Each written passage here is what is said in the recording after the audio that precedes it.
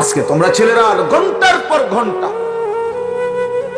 জীবনটা তোমরা নষ্ট করে দিচ্ছ বাবা। না দুনিয়া সাজাইলা না আখিরাত সাজাইলা, অথচ আল্লাহর কসম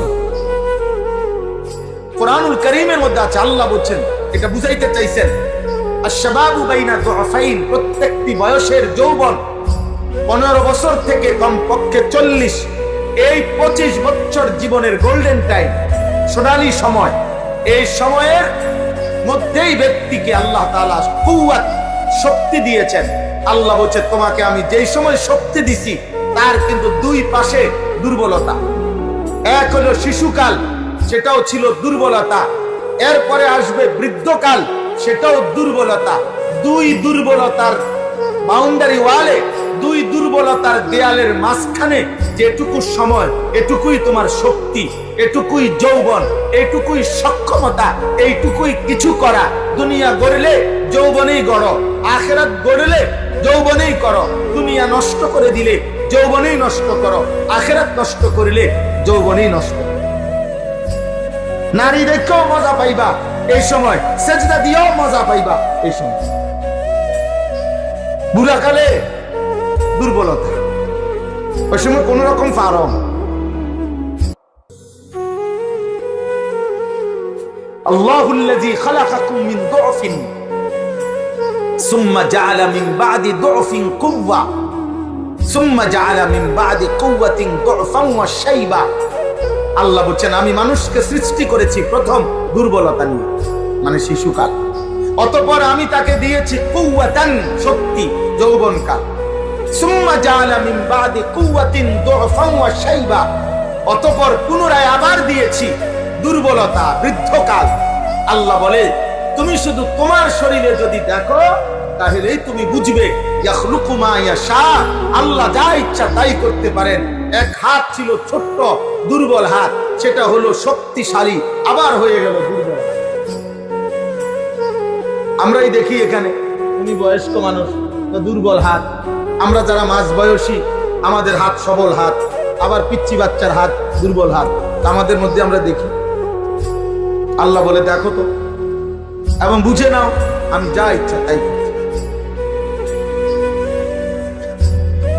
এজন্য জীবন বদলাম বললাম, এই জন্য বললাম আমার ভাই, আমি একটা ছেলে তোমাদেরকে বলি, তোমার ঘরে মহব্বত করি, তোমার ঘরে ডাকবার লোকের বড় অভাব, তোমরা খুব বেশি বাড়াবাড়ি করতেছ। তোমরা মনে করছো এই চুল কোনোভাবে, আমি হাত জোড় করে বলি, এই বেঈমান মুশরিকের চুল পৃথিবীর কোন গবেষণায়, খোদার কসম, এটা সৌন্দর্য, এটা পৃথিবীর কোন গবেষণায় প্রমাণিত হয় না। থাকলে আমার দেখায়, আমি ব্যক্তিগতভাবে ছেলেদের সব বিষয় নিয়ে পড়ালেখা করি, অনলাইনের খোঁজ খবর আমিও রাখি। তোমরা কাপুরুষ, তোমরা পরাজিত, তোমরা ব্যর্থ, তোমরা তোমাদের ধর্মের অপমান, তোমরা ইসলামের অপমান, তোমরা আল্লাহর দ্বীনকে লাঞ্ছিত করছো।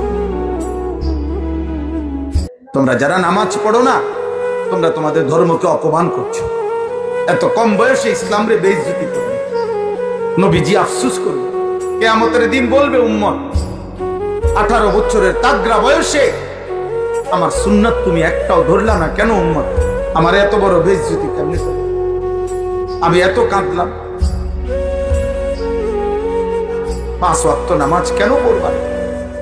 বলো না বাবা, এত শরীর স্বাস্থ্য, আজকে উনি অসুস্থ, উনি দুর্বল, তাহলে উনি বলতে পারে যে হুজুর আমার শরীর চলতেছে না, আমার জান চলতেছে না, আমি অনেক কিছু এখন আর কুলাইতে পারতেছি না, তোমার কি সমস্যা? কথা তো ছিল মসজিদে ফজরের নামাজে নওজোয়ান মুসল্লি হবে বেশি, বুড়া মানুষ হয়তো বৃদ্ধের দুর্বলতার কারণে হয়তো আসতে পারতেছে না, কিন্তু মসজিদকে মসজিদ মুসলমানের 18, 20, 25 বছরের নওজোয়ান চোখেও দেখা যায়। কিরে আব্বা, এত কম বয়সে যদি ঘুমের কাছে তুমি হেরে যাও তো বুড়াকালে কি করবে?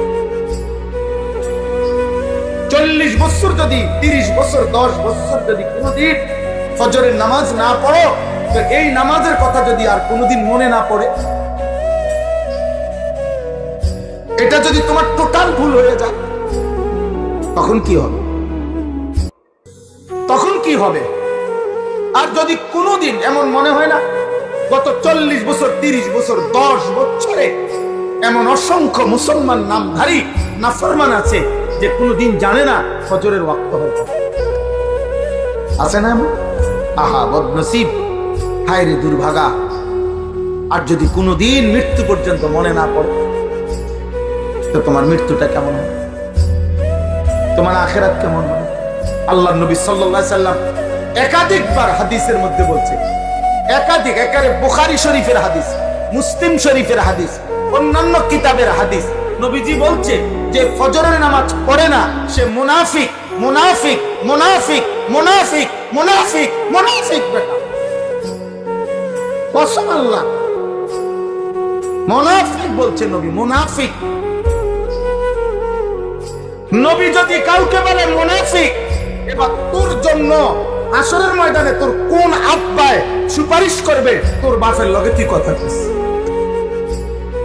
মনে করে বলবে, একটা ছেলে তোকে বলবে তোর আব্বার সাথে তুই কথা বলে রাখিস, তোর কোন বাপে তোর জন্য সুপারিশ করবে? যিনি সুপারিশ করবেন তিনি তো তোমার মুনাফিকই বলছে, কথা বলে না। আর নবীজি কোন কোরআন সুন্নাহ কোনখানে নাই নবী মুনাফিকের জন্য সুপারিশ করবে, এ কথা আছে কোরআনে, এ কথা আছে হাদিসে? কে সুপারিশ করবে তোমার? তোমার আব্বা? হ্যাঁ,